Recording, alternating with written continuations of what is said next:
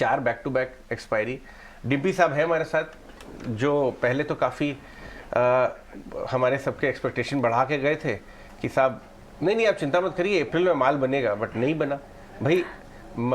आगे वाले एक्सपायरी में तो बनवाएंगे माल या नहीं? Dimpy, 4 back to back rare expiry negatives.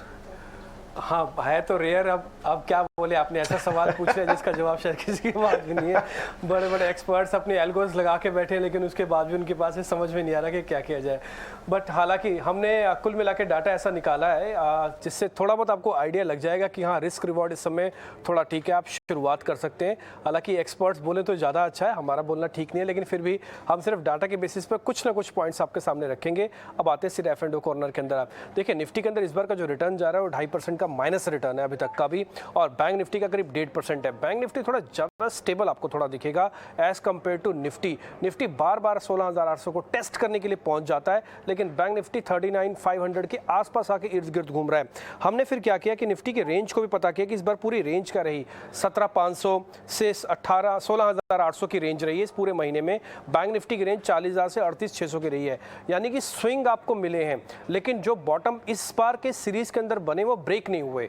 आप ये चीज़ भी नोटिस किया कीजिएगा, इस बार के बॉटम्स ब्रेक नहीं हुआ, वो अभी तक इंटैक्ट है, जिसको बार बार अभी नोटिस करा रहे थे कि 16,800 एक अहम सपोर्ट है। आते कॉस्ट की बात, अब इस बार का रोल ओवर कॉस्ट क्या है? देखिए एक बड़ी प्रॉब्लम हो रही है ट्रेडर्स को इस समय कि रोल ओवर कॉस्ट उनकी बहुत बढ़ रही है। इस बार भी निफ्टी में 103 पॉइंट का उनको खर्चा आ जाएगा, और बैंक निफ्टी में 270 पॉइंट उनकी बैंक निफ्टी महंगी है। पिछले महीने भी यही हुआ था, यानी कि 500 पॉइंट बिना कुछ किए आपकी बैंक निफ्टी महंगी हो गई है, 200 पॉइंट बिना कुछ किए आपकी निफ्टी ऑलरेडी महंगी हो चुकी है, क्योंकि रोल ओवर कॉस्ट बहुत बढ़ रहा है। इस बार का रोल ओवर कॉस्ट हाई है, क्योंकि उम्मीद ये जगी है कि इस बार नहीं तो अगली बार शॉर्ट कवरिंग मार्केट के अंदर जरूर आएगी।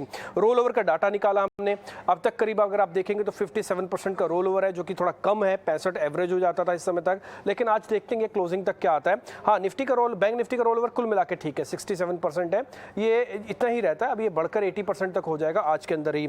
अब आते हैं पॉजिटिव रोल ओवर कहाँ पे मिल रहा है? फार्मास्यूटिकल्स, अभी आप आईटी की बात कर रहे थे, आईटी के अंदर पॉजिटिव रोल ओवर है, एफएमसीजी के अंदर पॉजिटिव रोल ओवर है। ये कुछ हमने शेयर्स भी निकाले हैं कि जहाँ पे इस बार रोल ओवर का नंबर थोड़ा ज्यादा है, चोला, डाबर, श्री, गोदरेज। आप इसमें देख रहे होंगे जैसे मैं सेक्टर्स बता रहा था उसी से जुड़े हुए शेयर्स आपको मिल रहे हैं, एफएमसीजी, सीमेंट, इन सबका रोल ओवर इस बार अच्छा जा रहा है।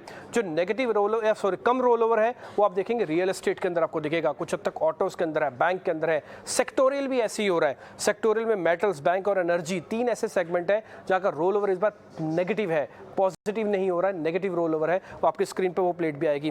फिर हमने ये भी निकाला कि एक्सपायरी कैसे होती है। लास्ट अगर आप दिसंबर से देखेंगे, दिसंबर, जनवरी, फरवरी और ये मार्च जो जा रही है, ये बैक टू बैक नेगेटिव है, जिसके बारे में भी आप चर्चा कर रहे थे कि हमने 3 बार के नेगेटिव एक्सपायरी देखी है। और एक बार आपको बताऊं, ये 2018 से ऐसा हो रहा है कि बार बार हम जब 3 महीने की नेगेटिव एक्सपायरी देखते हैं उसका पॉजिटिव आता है। ये 2018 के बाद का पहला क्रैकडाउन है जो अब इस धारणा को खत्म करने जा रहे हैं।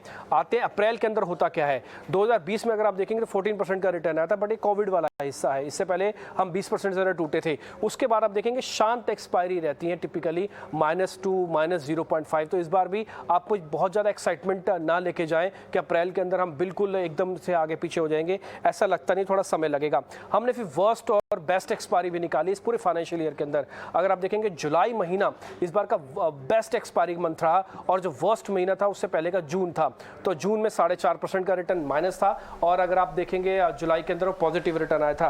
फिर हमने ये चेक किया कि एक्चुअली में इस समय एफआईस का रोल कितना है, एफआईस में कितने सौदे नेगेटिव खड़े हुए हैं। मैं सिर्फ आपको कॉन्ट्रैक्ट या रेशियो के हिसाब से बता रहा हूँ। 18% वो लॉन्ग खड़े हैं और उसके पास करीब 72% शॉर्ट पोजीशंस खड़ी हुई हैं। ये कॉन्ट्रैक्ट भी हमने आपके सामने लिखे। रिटेल, अच्छी बात यह है कि करीब अपनी रेशियो 57% मेंटेन है। इस चीज के लिए मैं रिटेलर्स को दाव दूंगा कि इस बार के पूरे फॉल के अंदर रिटेलर्स ने माल नहीं काटा, मार्जिन दिया है। ये हीरो भी बन सकते हैं, जीरो भी बन सकते हैं। अगर ये हीरो बने तो बहुत अच्छी शॉर्ट कवरिंग आने के बाद बनेंगे, जीरो बने तो ये टूट जाएंगे 16,800 के बाद, इनकी हिम्मत ही टूट जाएगी। और कई ऐसे ट्रेडर्स होंगे जो मार्केट के अंदर कभी नहीं आएंगे, ये मैं अपने एक्सपीरियंस के बेसिस पर भी बता सकता हूँ। आता हूँ लास्ट में कि पॉइंट्स के अंदर गेनर कौन कौन से थे इस पूरी सीरीज के अंदर, किसके शेयर ने हेल्प की मार्केट की, वो सारे शेयर्स हमने पॉइंट्स की फॉर्म में लिखा है। किसने नेगेटिव किया मार्केट्स को, वो भी हमने पॉइंट्स की फॉर्म में आपके सामने लिख दिया है। और लास्ट में अगर आप देखेंगे इस बार का जो नया चेंज होने जा रहा है वो है डू नॉट एक्सरसाइज। ये कल से लागू हो जाएगा।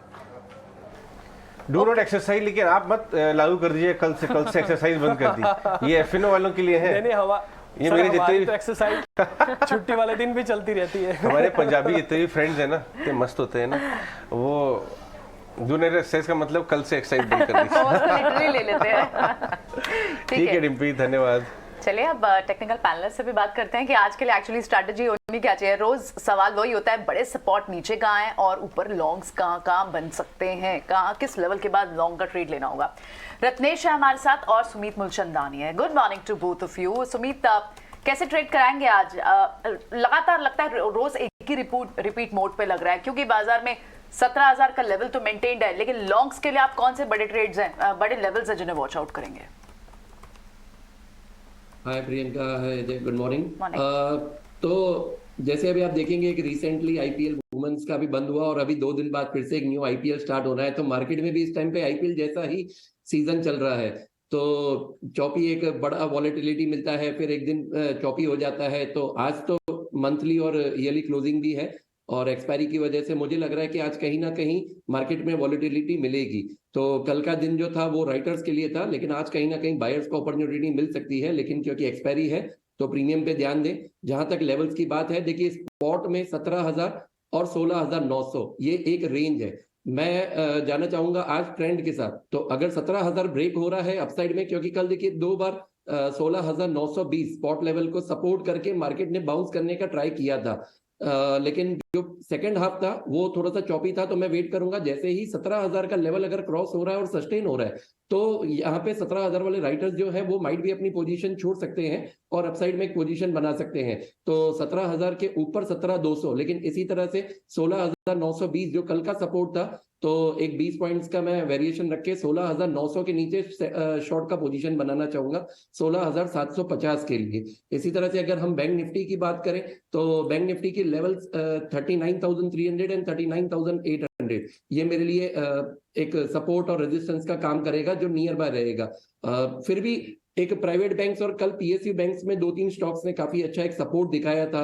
इंडियन बैंक हो गया, प्राइवेट बैंक्स में जैसे इंडसइंड बैंक हो गया, आप देखिए कहीं ना कहीं उनमें अच्छा एक सपोर्ट और मोमेंटम जैसा बन रहा है। तो अगर मैं निफ्टी और बैंक निफ्टी का कंपैरिजन करूं, तो मुझे लग रहा है कि बैंक निफ्टी में पहले मोमेंटम बनेगा रेदर देन निफ्टी। ठीक है, कल बैंक्स चले भी हैं, लार्ज कैप बैंक्स में आप 3-4 मोमेंटम, हाँ 3-4 बैंक बैंक एचडीएफसी निफ्टी को, bank, at least ICICI bank, okay, HDFC, ICICI, IndusInd, IndusInd भी चला। सेलेक्ट प्राइवेट बैंक, जैसे मैंने सुबह बताया आपको कि उसमें इंटरेस्ट आ रहा है, क्योंकि करेक्टिव फेज ऑलरेडी हो गया है और रिजल्ट आने वाले हैं। रिजल्ट पे नजर आपकी होनी चाहिए। जो ऑलरेडी ज्यादा ग्रो कर रहे हैं इंडस्ट्री से, क्रेडिट एवरेज से, और करेक्शन हो चुका है, वहां पे आपको नजर बना के रखनी चाहिए। ये 3-4 बैंक उस फॉर्मूले में परफेक्ट बैठते हैं। ऑलराइट, ठीक है। अब कौन सी परफेक्ट सिचुएशन यहाँ रत्नेश देख रहे हैं, हमसे भी समझ लेते हैं। रत्नेश बताएं, आप कैसे ट्रेड कर रहे हैं इंडेक्स पे? हाँ, good morning Priyanka ji, good morning everyone, सभी दर्शकों को सुप्रभात। सबसे पहले स्ट्रक्चर देखें, अगर हम एक बड़े चार्ट पे स्ट्रक्चर देखें तो आप कंटिन्यू देखेंगे लोअर लो फॉर्मेशन पे कंटिन्यू निफ्टी ट्रेड कर रही है।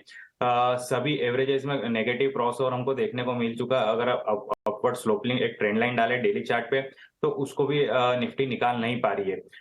एक जो सिल्वर लाइन दिखती है बस ये कि बाजार 16,800 16,750 को होल्ड कर रहा क्लोजिंग बेसिस पे। तो जब तक ये होल्ड कर रहा, सभी ट्रेडर, सभी इन्वेस्टर फिंगर क्रॉस करके बैठे, इवन की सभी हम लोग भी सभी फिंगर क्रॉस करके बैठे कि नहीं टूटे।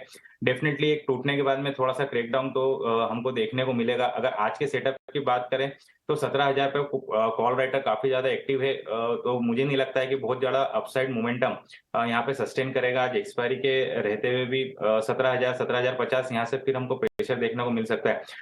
कल के आप अगर पुट राइटर का डाटा देखेंगे तो 17,000 पे आप देखेंगे पुट राइटर एक्टिव, पर वहां पे ओपन इंटरेस्ट डिक्रीज हुआ।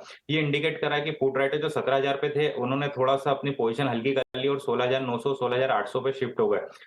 तो ये भी एक इंडिकेशन है कि बाजार थोड़ा सा हायर साइड पे तो प्रेशर लेगा ही सही, क्योंकि निफ्टी में या निफ्टी बेस्ड जो इंडेक्स जो स्टॉक्स है उनमें कहीं पे भी मोमेंटम नहीं दिख रहा। अकेली बैंक निफ्टी और अकेला रिलायंस कब तक बाजार को सपोर्ट कर सकता है, ये एक थोड़ा सा देखने वाली बात रहेगी। अभी जैसे डिम्पी जी ने बताया कि रोल ओवर निफ्टी में काफी अभी तक 57% के आसपास ही हुआ है, तो ये भी एक अच्छा साइन नहीं दिखता है। डिस्पाइट की जब भी हम देखते हैं कि एफआई की लॉन्ग शॉर्ट पोजीशन 17-18% आ जाती है, 15% तक आ जाती है, तो एक अच्छी शॉर्ट का भी हमको बाजार में देखने को मिली प्रीवियसली, पर इस बार वो भी एक थोड़ा सा सेंटीमेंट नहीं पकड़ पा रहा है। तो निफ्टी में तो मैं थोड़ा सा ज्यादा पॉजिटिव नहीं रहूंगा। मैं सेल ऑन राइज की थोड़ी सी रणनीति पे रखना चाहूंगा। कहीं पे भी थोड़ा सा बाउंस अगर 17,000 17,050 के आसपास आता है तो वहां पे एक मेरे हिसाब से शॉर्ट अपॉर्चुनिटी करना चाहिए। बैंक निफ्टी की बात करें तो जरूर थोड़ा सा आउट परफॉर्मेंस इसमें देखने को मिल रहा है। 200 एक डेली चार्ट पे देखे तो 39,800 का बैंक निफ्टी फ्यूचर की बात कर रहा हूँ यहाँ पे, तो 39,800 एक 200 मूविंग एवरेज आता है। वो अगर निकालने में थोड़ा सा अगर बैंक निफ्टी हो जाती है सफल तो थोड़ी सी एक तेजी हमको देखने को मिलेगी। 40,100 40,200 तक जा सकती है, क्योंकि अगर कॉल राइटर का डेटा देखें आप तो 39,500 पे है, उसके बाद में फिर 40,000 पे। और बैंक निफ्टी और में ये थोड़ी सी इंटरेस्टिंग बात है कि कॉल राइटर और पुट राइटर 39,500 पे खड़े, मतलब 39,500 पे थोड़ी सी रसाकशी हमको देखने को मिलती है। और कौन पहले हार मारता है ये थोड़ा सा एक देखना रहेगा बैंक निफ्टी। तो बैंक निफ्टी से थोड़ी सी उम्मीद है, पर कब तक रहेगी, कब तक सस्टेन कराएगी बाजार को, एक देखने वाली बात रहेगी। मार्च सीरीज की एक्सपायरी है और फाइनेंशियल ईयर की यहाँ पर अगर देखें आखिरी एक्सपायरी है, लेकिन सबसे बड़ी बात जो लगातार हम आपको बता रहे हैं, जो डेटा की हम बात करें कि 3 बैक टू बैक कमजोर एक्सपायरी के बाद अगर चौथी एक्सपायरी कमजोर होती है तो फिर ये डेटा ये बयां करता है कि आने वाले सेंटिमेंट्स जो हैं 15 से 20% तक की डाउनसाइड मार्केट्स में दिखा सकते हैं। आज इसी एक्सपायरी का इंतजार है और ये एक्सपायरी कहाँ कटती है इस पर नजर होगी। हालांकि मंथली एक्सपायरी ट्रंकेटेड वीक है और इसी के चलते कल जिस तरह से हमारे टेक्निकल एक्सपर्ट्स कह रहे हैं, कॉल राइटर्स ने अपनी टाइट ग्रिप